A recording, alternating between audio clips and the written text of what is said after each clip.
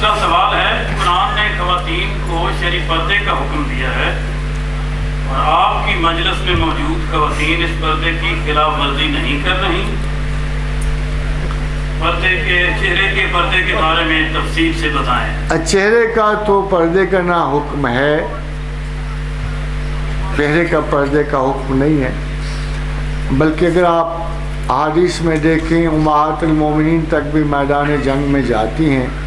مدد کر رہی ہیں، زخموں اور زخمیوں کی مرہم پٹی کر رہی ہیں، بلکہ ڈائلاگ درج ہیں بٹوین لیڈیز کی، جو اگرچہ ان کے ہسبینڈ نہیں تھے، جیسے جب جنگ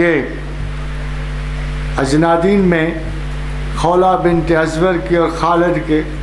جنگ یرموک میں جب تلواریں ٹوٹتی جب خالد پیچھے پلٹے تو ہند بنت ابو سفیان نے انہیں چیلنج کیا کہ کیسے دلاور ہو کہ تمہاری فوج بھاگ رہی ہے،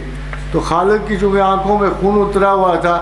تو کہنے لگے، او دشمن خدا و رسول پیچھے ہٹ ورنہ تیرے سر کا اضافہ ان میں ہو جائے گا۔ تو آپس میں لڑا جھگڑا بھی کرتے تھے۔ پردے کا حکم جو ہے مسلمان عورت کی پہچان قائم کرنے کے لیے ہے، اس میں فیس کی سر ڈھانپنا اور اس گریبان ڈھانپنا، اگر آپ غور کرو تو اس سے عورت کا عورت پن ختم نہیں ہوتا۔ یہ مسئلہ پیدا اس لیے ہوا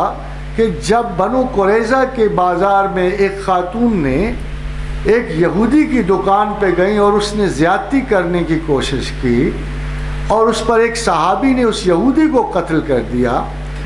تو case was brought in front, اور پھر یہودیوں نے مسلمان کو قتل کر دیا، شہید کر دیا، تو case was brought before the prophet, تو یہودیوں نے ایک بات کہی کہ ہمیں کیسے پتا تھا کہ یہ مسلمان ہے۔ یہودیوں نے یہ اعتراض کیا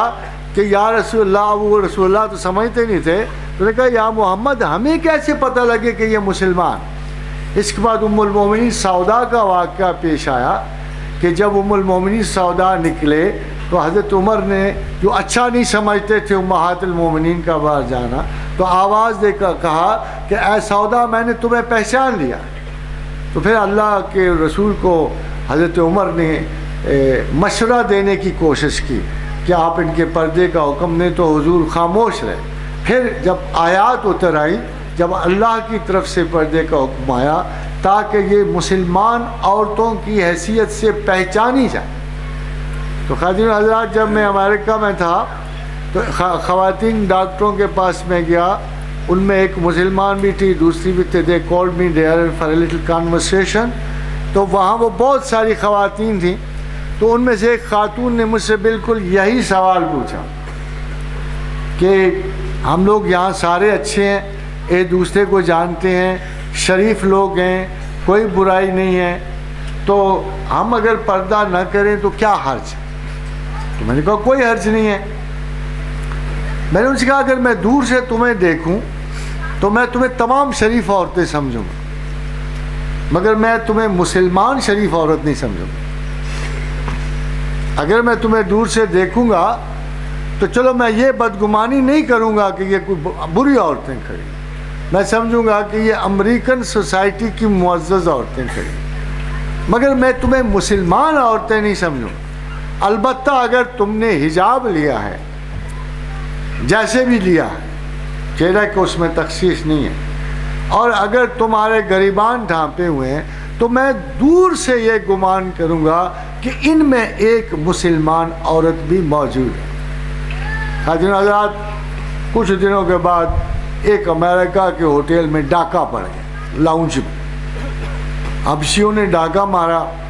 وہاں بہت سارے لوگ تھے، ایک عورت حجاب پہنے کھڑی تھی، ڈاکو بڑے ادھر سے لوٹتے ہوئے سے کہا sister you be on one side, you are a Muslim, وہ اس کو ایک طرح کر۔ تو بات یہ ہے کہ یہ